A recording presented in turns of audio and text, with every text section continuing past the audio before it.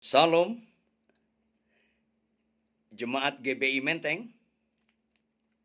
Tibalah saatnya kita mendengarkan firman Tuhan. Mari kita bersatu dalam doa. Bapa kami di surga, tibalah saatnya kami mendengarkan kebenaran firman Tuhan.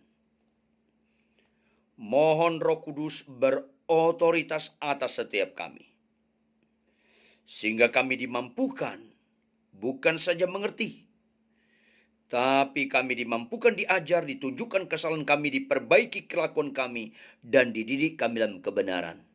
Maka wajarlah pendekatan kami dengan iman.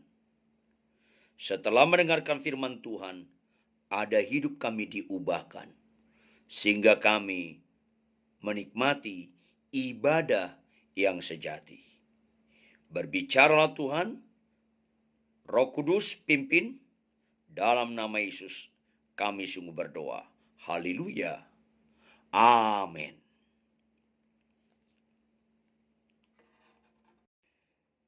Tema kita hari ini, jangan gagal fokus. Ulangi, jangan gagal fokus. Kita buka Alkitab kita. Matius 14 ayat 22 sampai ayat 33.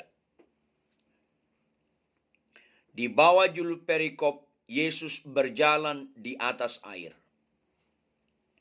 Saya bacakan buat saudara sekalian.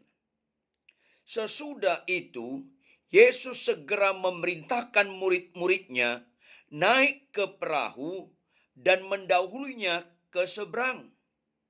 Sementara itu, ia menyuruh orang banyak pulang. Dan setelah orang banyak itu disuruhnya pulang, Yesus naik ke atas bukit untuk berdoa seorang diri. Ketika hari sudah malam, ia sendirian di situ. Perahu murid-muridnya sudah berapa mil jauhnya dari pantai dan diombang-ambingkan gelombang karena angin sakal. Kira-kira jam 3 malam, datanglah Yesus kepada mereka berjalan di atas air.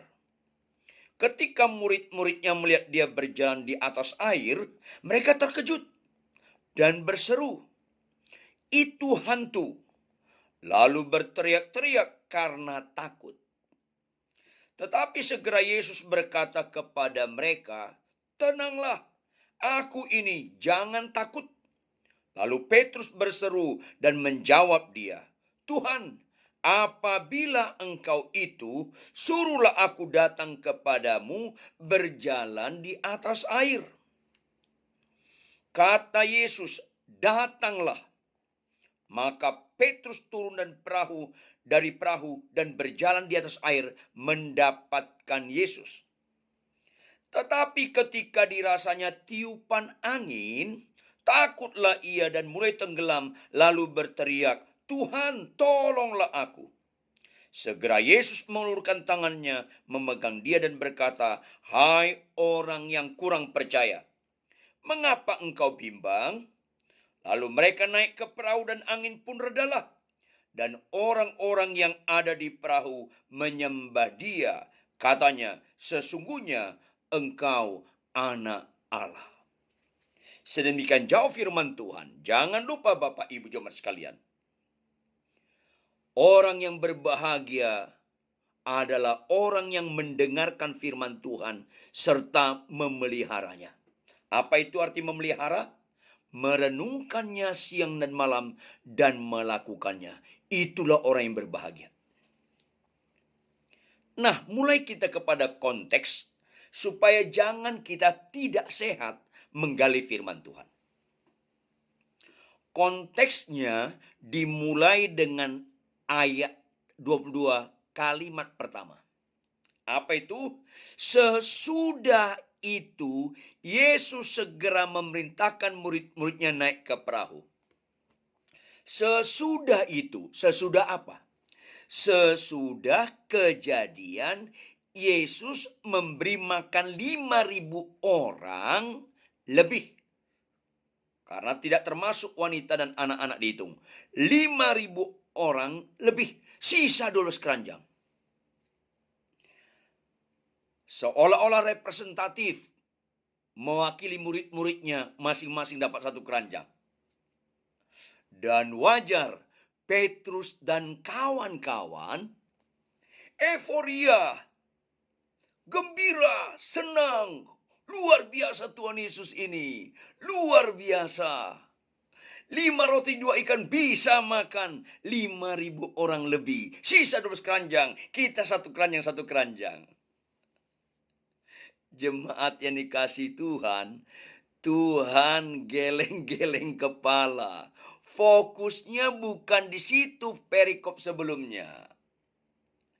Kebanyakan orang Kristen sudah bertobat lahir baru, bahkan sudah ambil bagian dalam pelayanan, bahkan bisa punya karunia-karunia roh, tidak menyadari. Seringkali kita gagal fokus. Yaitu apa? Tujuan Allah belum tujuan kita. Pikiran Kristus belum pikiran kita. Perasaan Kristus belum perasaan kita. Dalam perikop sebelumnya ada ayat kita perhatikan dalam ayat 15 pasal yang sama, Matius 14 ayat 15, menjelang malam.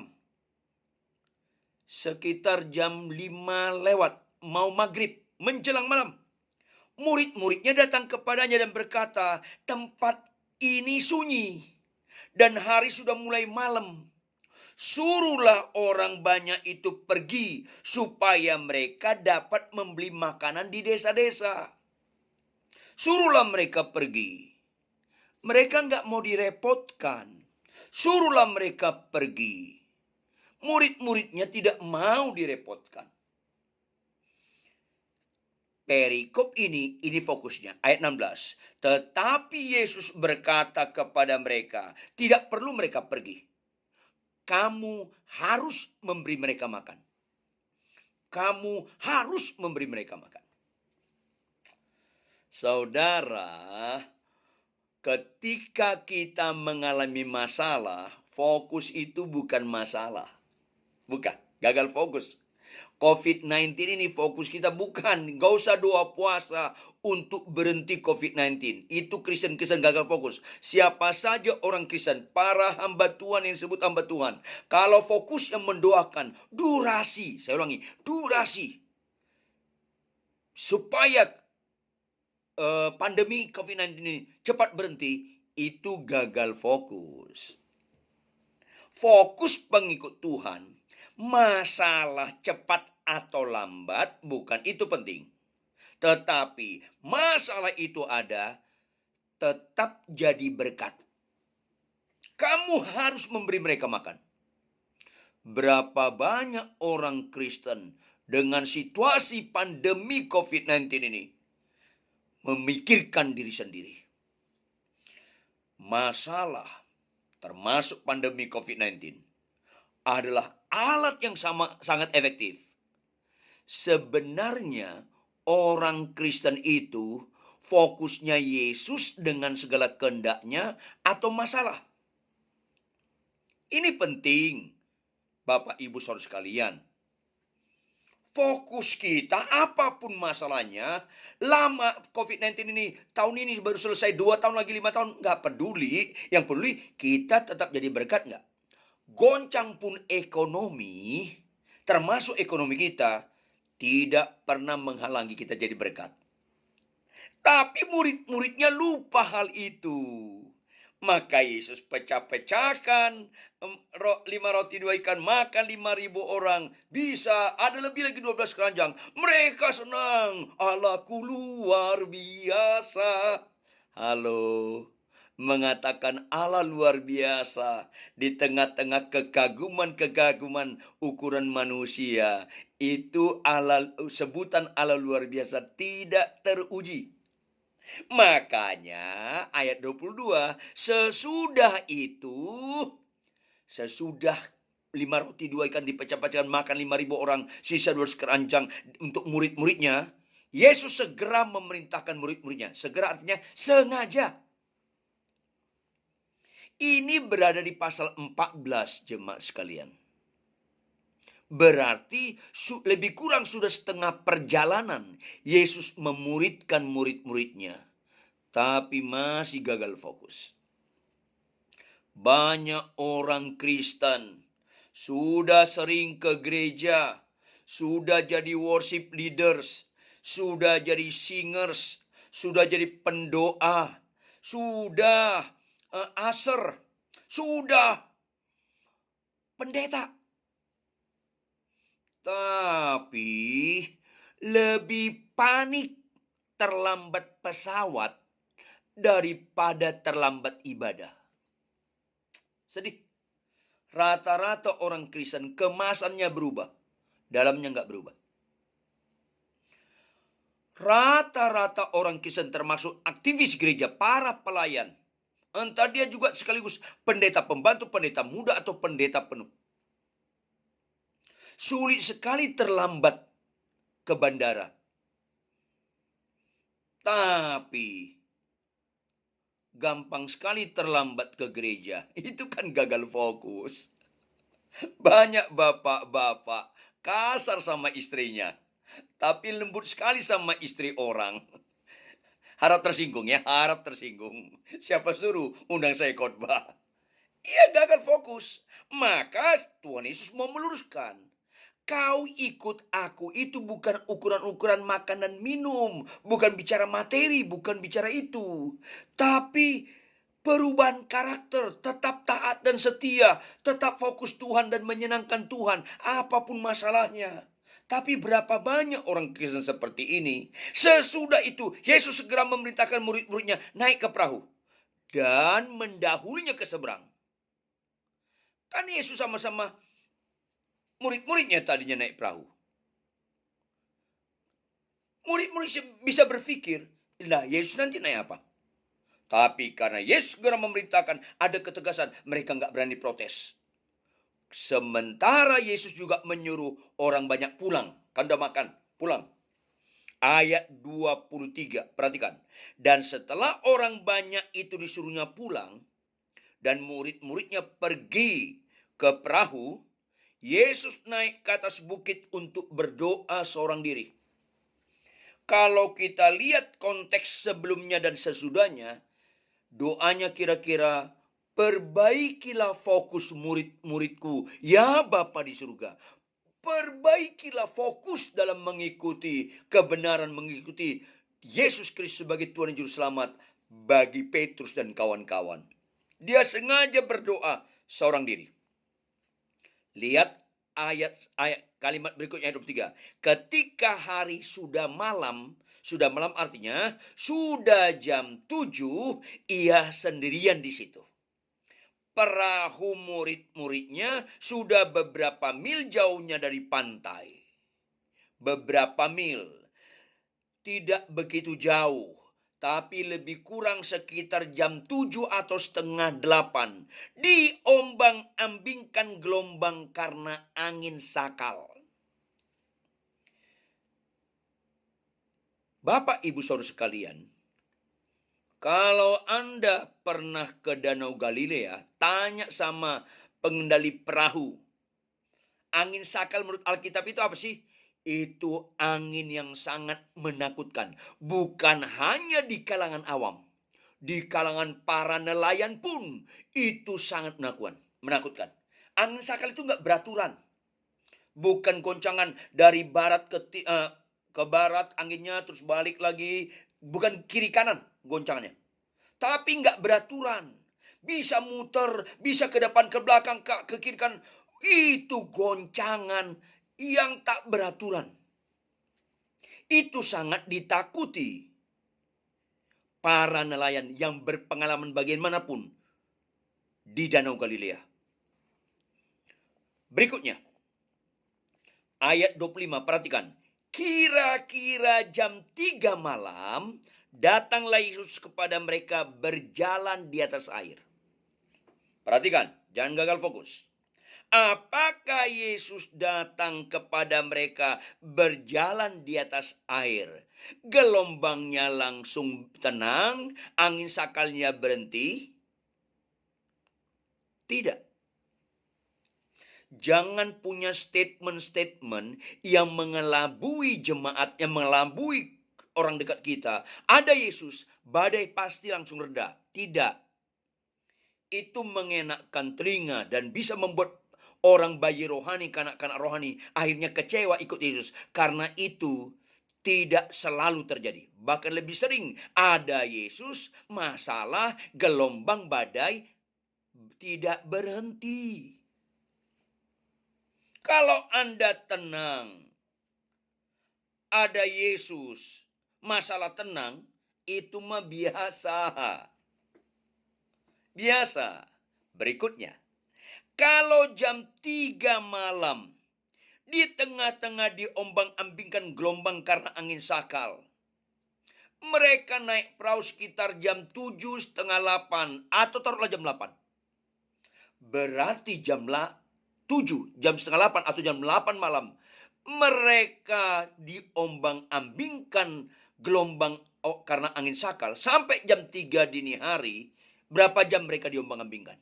Bisa Anda menghitung? Minimal 7 jam. 7 jam. 8 malam sampai jam 12, 4 jam. Jam 12 malam sampai jam 3 dini hari, 3 jam. Minimal 7 jam. 7 jam. Anda bayangkan apa yang terjadi? Halo, jangankan 7 jam. 1 jam saja bisa membuat mereka pusing. 2 jam bisa mereka muntah-muntah. 3 jam, 8 jam, lemes mereka itu. Seolah-olah Tuhan bilang, muntahkan makanan tadi.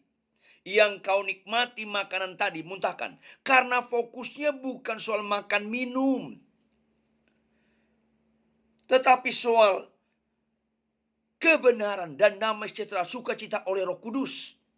Itu Roma 14. Jelas sekali. Tapi banyak orang ikut Tuhan soal sakit sembuh. Bukan soal sakit sembuh ikut Tuhan itu. Ikut Tuhan yang miskin jadi kaya. Bukan soal itu. Ikut Tuhan, berubah karakter kita seperti Yesus. Itu ciri utama Kristen.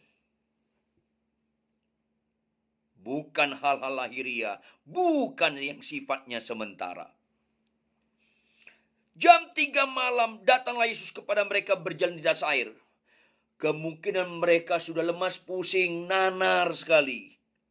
Nah, ketika Yesus dilihat mereka berjalan di atas air, mereka terkejut dan berseru, itu hantu. Itulah kalau orang terganggu oleh masalah, melihat Tuhan jadi hantu. Jangan-jangan hantu jadi Tuhan. Dulu sebelum saya sekolah teologi jadi hamba Tuhan, saya dulu pengajar musik. Saya latar belakang dosen musik. Saya bilang sama pengarang-pengarang lagu zaman dulu, kalau kalian mengarang lagu, ada syairnya dalam bahasa Indonesia, perhatikan setiap kalimat atau setiap kata lebih dahulu. Kata, mana penekanannya? Kalau Tuhan, penekannya di Tuhan, Tuhan, Tuhan. Kalau lagunya 4/4, ketukan paling keras di ketukan pertama. Yang kedua keras ketukan ketiga. Yang pelan ketukan kedua dan keempat. Jadi kalau kalian mengarang lagu, pakai ada syair kata Tuhan, kata tunya harus di ketukan pertama. Atau yang paling boleh lagi ketukan ketiga. Tuhan, Tuhan, Tuhan. Tapi kalau ketukan tunya di ketukan kedua, hanya ketukan ketiga, atau tunya ketukan keempat, hanya ketukan pertama, jadi bisa salah mengerti.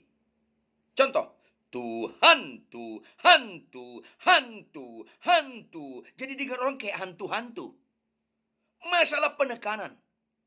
Demikian juga dalam kekristenan. Kalau penekanan kita fokus Tuhan, maka Tuhan kita lihat sebagai Tuhan.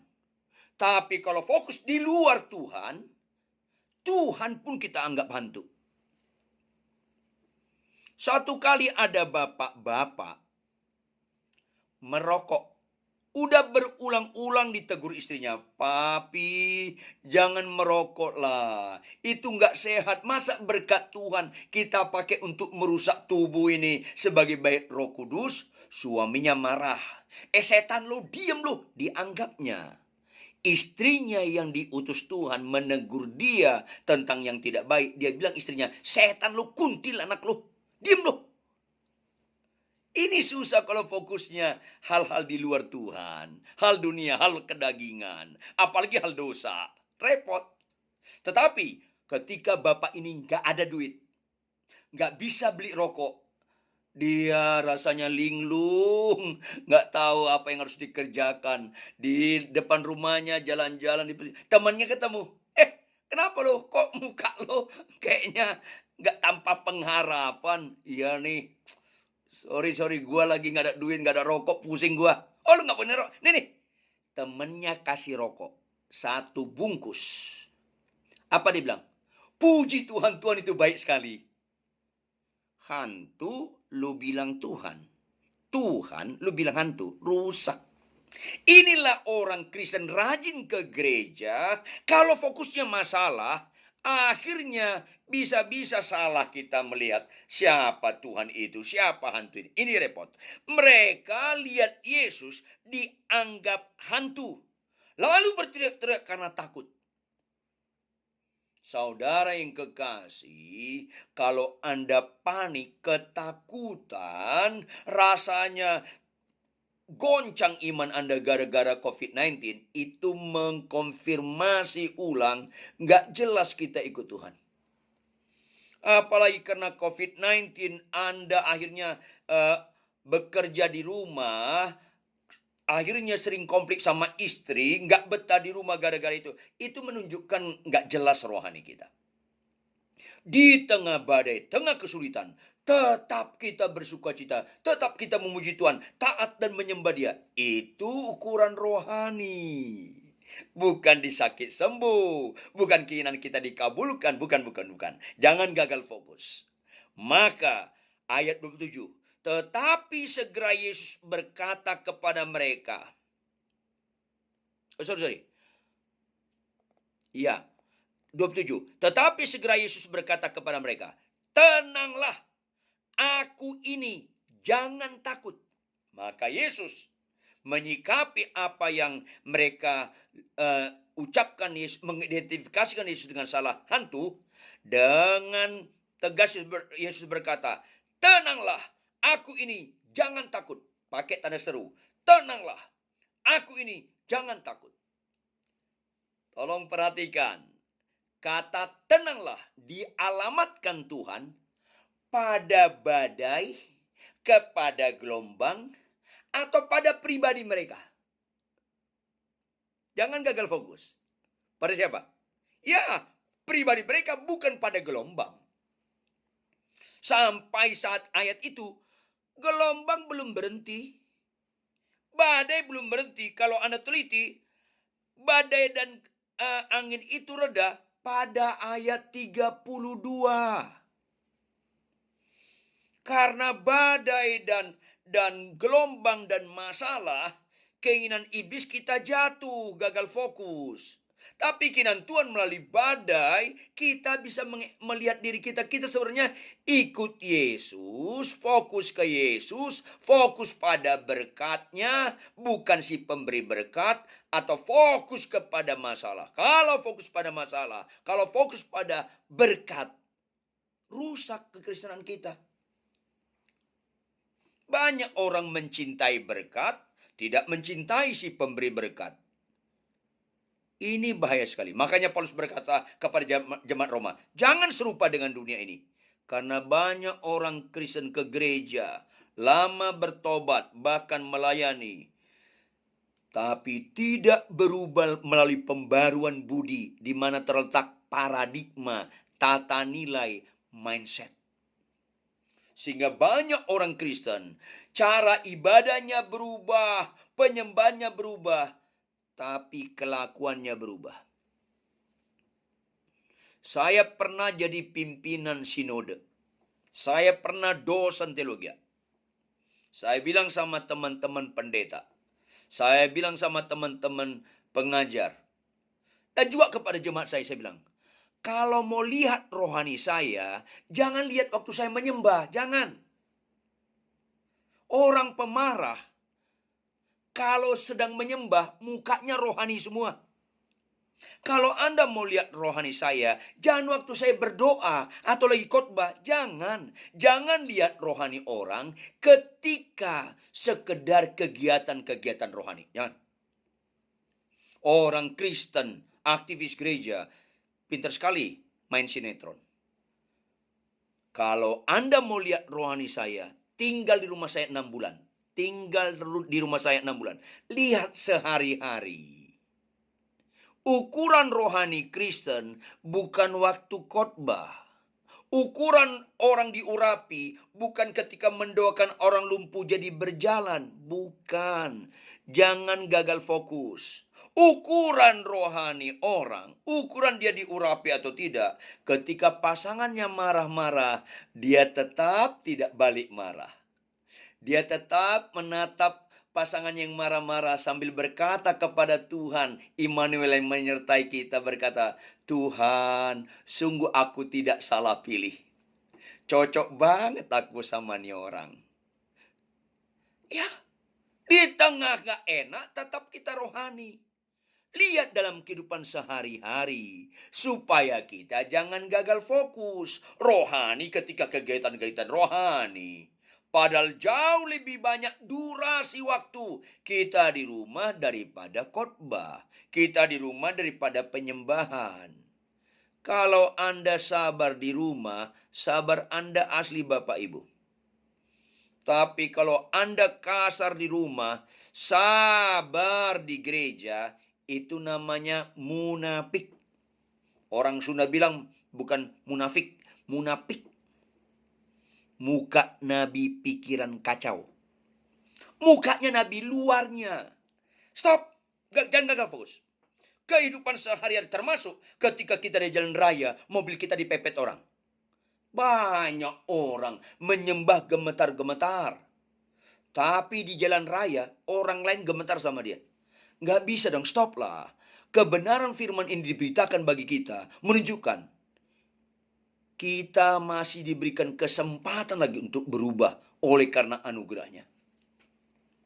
Bersyukurlah kita sebelum meninggal dengan firman seperti ini. Supaya kalau tahun ini kita meninggal, udah agak diperbaiki kelakuan kita. Ini penting sekali. Karena satu saat kita pertanggungjawabkan bukan cara-cara ibadah kita, tapi karakter, kelakuan kita dalam kehidupan sehari-hari. Saudara yang kasih, tenanglah, bukan pada masalah, bukan pada gelombang, tapi pada pribadi. Kalau istrimu seringkali kurang hemat berkata-kata, kalau suamimu seringkali kasar, tenanglah. Ada Tuhan di situ. Kalau dalam pekerjaanmu, seringkali ada orang yang selalu melakukan yang gak enak kepada engkau. Menfitnah. Tenanglah. Jangan dikendalikan masalah. Berikan kita dikendalikan Tuhan. Tenanglah. Karena apa? Aku ini. Tuhan Yesus Immanuel selalu berkata, aku ini. Sekali-kali aku tidak pernah meninggalkan engkau. Sekali-kali aku tidak pernah membiarkan engkau. Maka akibatnya harus apa? Jangan takut. Jangan takut dengan semua itu.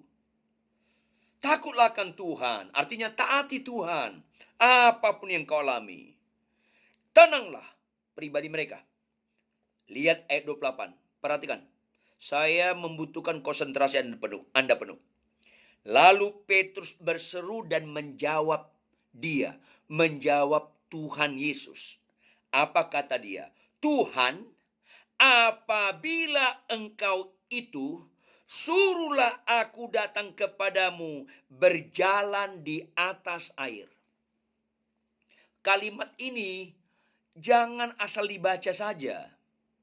perlu perhatian khusus supaya jangan gagal fokus. Perhatikan, saya ulangi. Tuhan, apabila engkau itu, suruhlah aku datang kepadamu berjalan di atas air.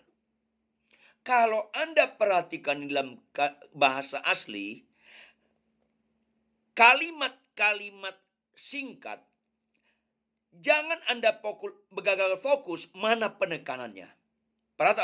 Pertama, Tuhan apabila engkau itu. Yang kedua, suruhlah aku datang kepadamu. Yang ketiga, berjalan di atas air. Mana penekanannya? Penekanannya, suruhlah aku datang kepadamu. Bukan Tuhan apabila engkau. Karena masih apabila, masih ada unsur spekulatif. Ada unsur gambling. Apabila itu engkau. Penekanannya, suruhlah aku datang kepadamu. Bukan berjalan di atas air. Penekanan bukan berjalan di atas air. Makanya perikop Alkitab, Anda lihat. Anda mau khotbah kepada siapa? Kalau kita khotbah KKR untuk kalangan orang gak percaya, yang mata rohaninya masih mati, buta, khotbahkan mujizat-mujizat. Karena mereka belum hidup mata rohaninya. Tetapi kalau di gereja, di tempat persekutuan, notabene kumpulan orang percaya, khotbahkan pengajaran. Pengajarannya, penekanannya, aku datang kepadamu. Bukan mujizat berjalan di atas airnya. Itu kepada orang yang sudah bertobat. Supaya bertumbuh. Naik kelas. Suruhlah aku datang kepadamu. Itu penekanan. Maka lihat respon Yesus ayat 29. Kata Yesus, datanglah. Karena penekanannya, suruhlah aku datang kepadamu. Datanglah. Bukan penekanannya, Tuhan apabila engkau itu. Ini aku Tuhanmu. Bukan itu direspon Yesus. Bukan. Atau suruhlah aku jalan di atas air. Iya, jalanlah di atas air. Bukan itu fokus Tuhan Yesus. Itu yang ditangkapi penekanannya. Suruhlah aku datang kepadamu. Datanglah. Itu penekanan. Gak ada artinya kalau kita meragukan Tuhan apabila engkau itu. Gak ada gunanya berjalan di atas air kalau gak arahnya datang ke Yesus. Anda tahu gak? Ahli-ahli loekang, simkang, gingkang di daerah Tiongkok sana, Siolimpai, Butongpai, itu ilmu meringankan tubuh. Jalan di atas air itu bisa. Ada orang daun terbang, terus dia jalan di atas daun, bisa. Berdiri di atas ilalang, bisa. Itu dikagumi manusia dunia. Tapi kalau datang kepada Tuhan Yesus, itu menyukakan Tuhan Yesus. Kau bisa menyembuhkan, kau banyak mujizat, kau berjalan atas air. Tidak dalam konteks datang kepada Tuhan bahwa itu semuanya karena anugerahnya, kita harus memuliakan dia. Nggak ada artinya. Makanya pada zaman akhir, banyak orang teriak, Tuhan, Tuhan, Tuhan. Kami banyak bernubuat demi namamu. Kami banyak mengusir setan. Kami banyak melakukan mujizat. Semuanya dalam bentuk kata-kata kerja terjadi. Tapi Tuhan gak ragu berkata, aku gak kenal engkau. Hanya pembuat kejahatan. Bukan fokusnya sembuh yang terutama. Tapi datang kepada Tuhan gak? Itu yang ukurannya. Mujizat Kristen itu datang kepada Tuhan. What next? Datang kepada Tuhan gak? 10 orang sakit kusta, semuanya sembuh. Satu yang datang kepada Tuhan. Penekanannya, datanglah. Ini seringkali orang tidak mau mengkritisi firman Tuhan dengan benar yang sentrisnya Yesus. Sehingga sakit sembuh tidak mengagumkan Yesus. Bertobat dan datang ke Tuhan Yesus, itu yang membuat Tuhan Yesus senang. Jika satu orang saja bertobat, sisi surga bersorak-sorai. Fokus Kristen bukan sakit sembuh. Puji Tuhan sakitmu sembuh. Tapi berikutnya kau datang sama Yesus atau hanya fokus kepada kesembuhan. Haleluya aku sembuh. Terus kelakuan gak berubah. Nggak disiplin baca Alkitab tiap hari. Pasangan marah, kita balik marah. Kapan kau datang ke Tuhan Yesus? Ini bahaya. Maka penekanannya, datanglah. Jangan gagal fokus. Penekanannya bukan berjalan atas air. Fokusnya bukan di situ. Fokusnya datang kepada Yesus. Ini penting sekali. Pernikahan Anda harus datang kepada Yesus. Artinya kalau sudah datang, harus dalam kontrol Tuhan Yesus. Bukan dikontrol oleh emosi. Bukan dikontrol oleh kesalahan pasangan yang kita rekam terus menerus. Enggak. Jangan dikendalikan kesalahan pasangan, dosa pasangan yang dulu. Jangan. Kita dikendalikan Tuhan. Bukan dosa Tuhan kita. Yesus Tuhan kita. Datanglah.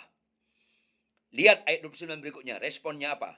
Maka Petrus turun dari perahu, perhatikan, dan berjalan di atas air mendapatkan Yesus. Kalau Anda teliti ini dengan bahasa aslinya, penekanannya mendapatkan Yesus, bukan berjalan di atas air. Kalau sekali lagi, kalau khotbah untuk orang kalangan gak percaya, silakan doakan itu. Khotbahkan itu. Berjalan di atas air. Tuhan sanggup mengatasi masalahmu. Silakan. Supaya mereka ada jembatan, mereka datang kepada Tuhan Yesus. Tapi bagi orang bertobat, harus bertumbuh. Harus jadi murid. Jangan penekanannya berjalan atas airnya, tapi penekanannya mendapatkan Yesus. Fokusnya Yesus, bukan fokusnya mujizat. Bukan berjalan di atas airnya. Jujurlah Bapak Ibu Saudara kekasih. Kalau kita berjalan di atas air, orang Kristen kagum nggak? Kagum kan? Tapi saya tanya balik. Agama lain kagum nggak? Kagum juga. Lebih dalam lagi. Kalau kita jalan di atas air, penjahat kagum nggak? Penjahat pun kagum. Tapi kalau fokus kita Yesus, orang nggak kagum. Makanya jangan serupa dengan dunia ini. Tapi Yesus disenangkan kalau fokus kita Yesus. Mendapatkan Yesus. Iblis nggak suka kalau fokus kita Yesus, mendapatkan Yesus. Kalau kau jalan di atas air, sepanjang nggak fokusnya Yesus nggak apa-apa. Apalagi kau dipuji-puji. Hebat loh, si Joni bisa jalan di atas air. Hebat loh, si Lukas bisa jalan di atas air. Iblis tidak terganggu kau jalan di atas air. Iblis terganggu dan bisa dikalahkan kalau kita teosentris. Fokusnya Yesus. Fokus kita bukan mujizat. Fokus kita bukan yang dikagumi orang. Fokus kita menyenangkan Tuhan. Fokus kita meninggikan Yesus. Mendapatkan Yesus. Supaya kita hidup seturut dengan kehendak-Nya. Ini penekanan. Maka kalau kita lihat di sini, maka respon Petrus turun dari perahu dan berjalan di atas air mendapatkan Yesus. Pertanyaan, sempat nggak Petrus jalan di atas air? Sepakat, sempat. Tapi sepanjang fokusnya Yesus. Maka bagaimana yang dikehendaki iblis? Roh jahat, bagaimana fokus kita tidak Yesus? Sakitmu sembuh, tapi fokus nggak Yesus, mana pernah mengganggu iblis? Nggak pernah. Kau khotbah berapi-api, fokusmu bukan Yesus, menyenangkan diri, membanggakan diri, mana pernah takut iblis? Nggak pernah takut iblis. Kau mendoakan orang sakit lumpuh berjalan, buta celik. Fokusmu diri sendiri supaya kau dipuji di perdunia. Selesai, nol, ketipu setan. Tapi kalau semua yang kita kerjakan, segala sesuatu dari Dia, kita follow up oleh Dia, dan kita kembalikan kepada Dia, bagi Dialah kemuliaan sampai selama-lamanya. Itulah orang tidak gagal fokus. Ini penting sekali. Ayo kita berubah. Maka kehendak iblis dan roh jahat, kalau kita tidak fokus Yesus, apa yang terjadi? Itu yang diinginkan oleh iblis. Khotbah, apapun yang kukerjakan, penyembahan, sampai setelah itu next, apa berikutnya? Fokusmu Yesus enggak? Ini yang dikehendaki iblis. Apa yang terjadi? Maka Petrus turun dari perahu dan berjalan di atas air mendapatkan Yesus. Tetapi, ayat 30. Ketika dirasanya tiupan angin. Ketika dirasanya tiupan angin. Berikutnya, takutlah ia. Kenapa takut? Dirasanya tiupan angin yang keras membuat angin sakal itu membuat gelombang besar. Mulai masalah mengintervensi pikirannya. Mulai goyah fokusnya. Bukan lagi mendapatkan Yesus. Memikirkan, oh angin ini kok besar ya. Aduh gimana aku? Aduh, kok masuk. Ia tenggelam. Karena kata kuncinya bukan berjalan di atas airnya. Kata kuncinya fokus kepada Yesus, mendapatkan Yesusnya. Bagaimanapun ketidakcocokanmu kepada istrimu, bapak-bapak. Bagaimanapun ketidakcocokanmu kepada suami, ibu-ibu. Apapun permasalahanmu, bapak, ibu, jemaat sekalian. Termasuk COVID-19. Kalau fokus kita Yesus, pelan kelihatannya, tapi pasti kita lewati. Tuhan adalah gembalaku. Perhatikan. Ada kata keterangan tempat. Padang rumput hijau ke air yang tenang. Ia menuntun aku. Membaringkan aku pada rumput hijau ke air yang tenang. Tapi sebenarnya ini kalau Anda baca bahasa asli, kata benda tunggal. Kata keterangan tempat yang paling jamak, yang jamak itu, lembah kekelaman. Itu ditulis di Timur Tengah. Jarang padang rumput hijau kayak di Taman Cibodas, kayak di Bogor. Enggak, jarang. Itu ditulis Timur Tengah. Jarang banyak air seperti di Cibodas. Apalagi kalau di Jakarta, hujan sebentar, banyak air tergenang. Itu di Timur Tengah. Lebih banyak lembah kekelaman, bukan padang rumput hijau, padang gurun coklat. Orang Kristen jangan alergi dengan kesulitan. Tapi hadapi konflik, hadapi kesulitan bersama Yesus. Berapa lama durasi kesulitan, badai, nggak penting sama kita. Tapi tetap nggak fokus kita Yesus. Bagaimanapun bentuk badainya, masalahnya, berapa lama pun nggak ada masalah. Ini penting sekali. Maka karena dirasanya tiupan angin mulai mengganggu perasaannya, mulai mengganggu pikirannya yang bicara logika, matematika, maka takutlah ia. Takutlah ia ini karena pikirannya diintervensi masalah. Goyang dia. Akibatnya tenggelam. Itu Alkitab. Dan mulai tenggelam, lalu teriak. Bapak, Ibu, konflik apapun dalam rumah tanggamu, kalau kau kecewa dengan perkawinanmu, itu menunjukkan kau tenggelam. Tenggelam. Apalagi Anda mengucapkan kata-kata, aku nyesel kawin sama kamu. Itu kesurupan dan tenggelam. Apalagi kalau kata-kata, ayo kita cerai. Dan Anda cerai, sempurna banget kesurupan Anda. Tenggelam itu. Tetapi apapun badai rumah tanggamu, termasuk berapa lama pun pandemi COVID-19, kalau fokus kita Yesus, fokus kita bukan supaya itu cepat berhenti, tetapi Yesus, berapa lama pun COVID-19 ini, Tuhan Yesus, biarpun istriku cerewet sampai aku mati, tolong aku tetap menyenangkan hatimu. Biarpun suamiku tetap kelakuannya kurang dewasa, tolong aku tetap taat kepada engkau, menyenangkan engkau. Itu Kristen. Kenapa kita membalas kejahatan dan kebaikan? Kita dapat badai kejahatan, kita tetap melakukan hal yang baik.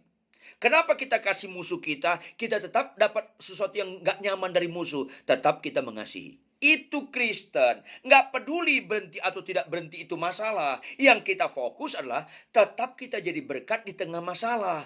Itu excellent. Itu statement yang berbobot, kita mengakui Tuhan itu luar biasa. Mana pernah berbobot kita mengatakan Tuhan itu luar biasa kalau kita cengeng, dikendalikan masalah.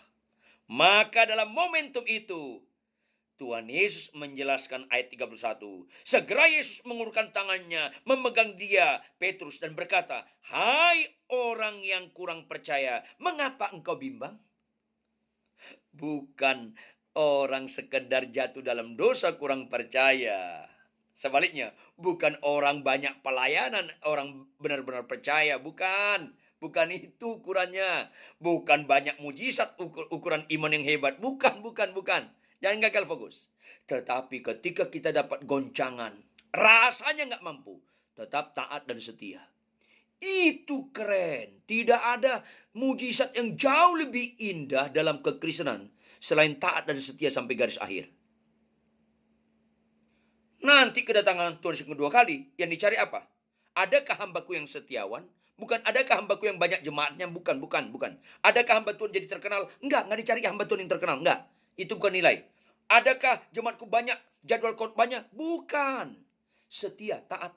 Mulai dalam membaca Alkitab tiap pagi, bangun pagi. Mulai dalam kehidupan sehari kita suka memberikan perpuluhan. Kita mau setia sama perkawinan. Itu nilai-nilai. Memang nggak populer, tapi itulah nilai di hadapan Yesus. Ukuran manusia seringkali beda dengan ukuran Yesus. Atau sebaliknya, ukuran Yesus beda dengan ukuran kita. Maka, ayat 32, lalu mereka naik ke perahu dan angin pun redalah. Baru reda. Karena masalah, kesulitan. Dipakai perkenankan Tuhan supaya kita mengevaluasi. Sebenarnya kita rohani atau tidak? Bagaimana reaksi kita ketika dapat masalah? Ayat 33. Dapat pembelajaran yang mahal. Bukan kita dapat berkat, ukuran berkat yang luar biasa. Bukan ketika dapat 5 roti 2 ikan kita lihat bisa dipecah-pecahkan maka 5.000 orang lebih. Bukan itu fokus orang-orang yang mau bertumbuh ke arah dewasa. Tapi tambahnya tingkat pengenalan akan Tuhan dan mencintai Tuhan. Ayat 33. Dan orang-orang yang ada di perahu menyembah dia, katanya, sesungguhnya engkau anak Allah. Sesungguhnya engkau anak Allah. Banyak kita mengatakan anak Allah hanya di bibir saja, tapi bukan dalam pengertian sesungguhnya. Dalam lip service, verbal. Tapi ketika ada masalah, kita tidak merasakan bahwa dia sesungguhnya anak Allah yang punya kuasa memampukan kita tetap tenang di tengah badai walaupun belum selesai. Oleh karena itu, Bapak Ibu Saudara sekalian, jangan gagal fokus. Fokus kita Kristus, bukan masalah. Tetap semangat. Walaupun perbedaan dalam perkawinan masih tetap jalan. Tetap semangat ikut Tuhan. Tetap setia, taat. Tetap kita saling mengasihi dalam keluarga. Tetap optimis. Walaupun COVID-19 selesai akhir tahun ini. Atau tahun depan. Atau kapanpun. Karena fokus kita bukan masalah. Fokus kita Tuhan Yesus. Maka kita tidak mental pecundang. Dan kita tidak sekedar pemenang, tapi lebih daripada pemenang. Karena kehidupan kita pasti menyenangkan Tuhan.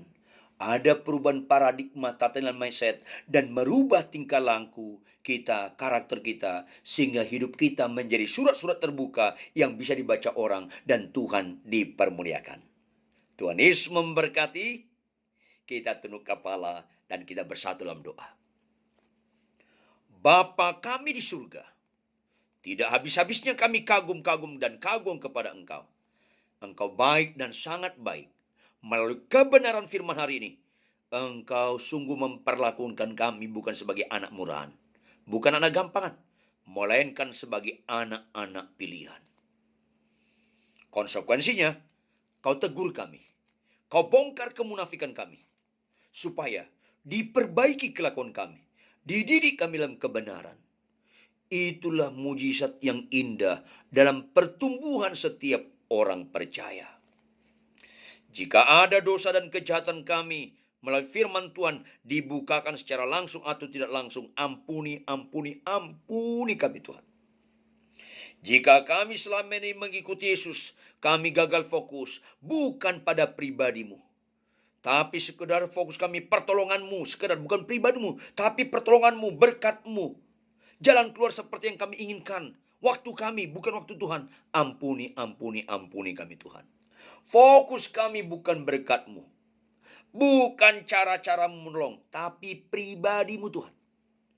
Stefanus dilempari batu sampai mati. Dia fokusnya tetap Kristus. Dalam konteks manusia, dia tanda kutip tidak mengalami pertolongan.